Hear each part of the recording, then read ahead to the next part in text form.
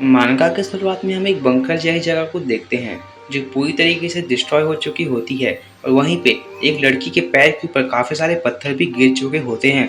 वो बोल रही होती है कि मैं अपने पैर को एक भी हिला नहीं पा रही हूँ और उसे उसी टाइम पे एक पैर की आवाज़ आती है और फिर हम एक लड़के को देखते हैं और यही होता है हमारा मेन कैरेक्टर। वो भी इसी लड़की को ढूंढ रहा होता है और आते ही इस लड़की के पैर के पत्थरों को हटाने की कोशिश करता है पर वो उन पत्थरों को नहीं हटा पाता क्योंकि वो बहुत ज़्यादा भारी होते हैं। फिर वो लड़की अपने मेन कैरेक्टर को बोलती है तुम यहाँ चले जाओ, अगर तुम यहाँ पे रहोगे तो तुम भी मारे जाओगे मेरे साथ। तुम्हारे चले जाने से कम तुम्हारी जान तो बची जाएगी।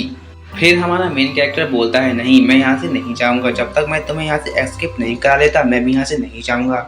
फिर वो लड़की चौंक के बोलती है कि जल्दी से यहाँ से हट जाओ, ऊपर से बहुत सारे पत्थर नीचे आ रहे हैं। और वो दोनों वहाँ पे नहीं हट पाते और वहीं पे फंस जाते हैं। और फिर हमें जानने को मिलता है यह कोई रियलिटी नहीं है, तो यहाँ पे एक पिक्चर शूट हो रही थी। और फिर जितने भी लोग इस शूट में होते हैं वो सब डर जाते हैं और बोल रहे होते हैं जल्दी से उनको चेक करो वो लोग जिंदा भी हैं कि नहीं।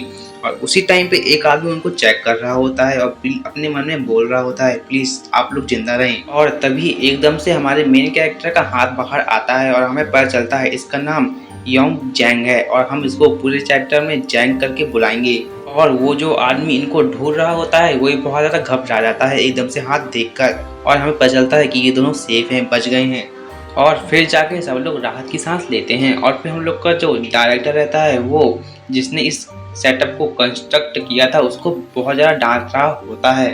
और उसी टाइम पे हम लोग का मेन कैरेक्टर जैंग वहाँ पे पहुँच जाता है और बोल रहा होता है डायरेक्टर को अब जाने दीजिए डायरेक्टर, हम सब यहाँ पे सेफ हैं, आप इनको भी जाने दीजिए, अब कुछ भी टेंशन वाली बात नहीं है यहाँ पे। और उसके कुछ टाइम बाद हम लोग देखते हैं सब कुछ ठीक हो चुका होता है, सेटअप भी वापस से रेडी हो चुका होता है और शूटिंग भी वापस चालू हो चुकी होती है। उसी टाइम पे जो हम लोग का मेन कैरेक्टर जैंग होता है वह अपने बचपन की यादें याद कर रहा होता है और बोल रहा होता है बचपन में भी जब मैं किसी के साथ रहता था उन लोगों के साथ भी ऐसे ही इंसिडेंट होते रहते थे, वो लोग कभी भी खतरे में पड़ जाते थे पर मेरे अंदर हमेशा हिम्मत बनी रहती थी क्योंकि मेरे दोस्त और मेरे टीचर हमेशा मेरे साथ रहते थे, हमेशा मुझे हौसला देते थे।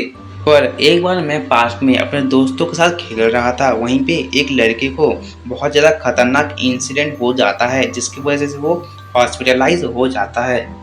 और उसी दिन से मेरे सारे दोस्त मेरे से दूर रहने लगे क्योंकि उनको लगने लगा कि मैं बहुत ज़्यादा अनलक्की हूँ, मेरे साथ जो भी रहेगा उनके साथ ऐसे ही इंसिडेंट्स होंगे। पर मेरी टीचर अभी भी मेरा साथ नहीं छोड़ रही थी, वो हमेशा मेरे साथ ही रही। वो बोली तुम अभी टेंशन मत लो, ये सब तुम्हारे वजह से नहीं हुआ है। और फिर कुछ दिन बाद मैं अपने टीचर के साथ अपने घर जा रहा था क्योंकि मेरे मॉम डैड वहाँ पे नहीं आ पाए थे। और उसी टाइम पे एक ऊपर से बिल्डिंग से कुछ पत्थर मेरे मैम के ऊपर गिर गए जिसकी वजह से वो भी हॉस्पिटलाइज हो गई और उनकी एक टांग भी टूट गई। फिर मैं एक दिन मेरी मैम को हॉस्पिटल देखने गया पर मेरी मैम मुझे देखते ही मुझे बोलने लगी तुम यहाँ चले जाओ, तुम्हारी वजह से ही ये सब हुआ है, अगर मैं तुम्हारे साथ ना होती तो शायद ये सब ना होता।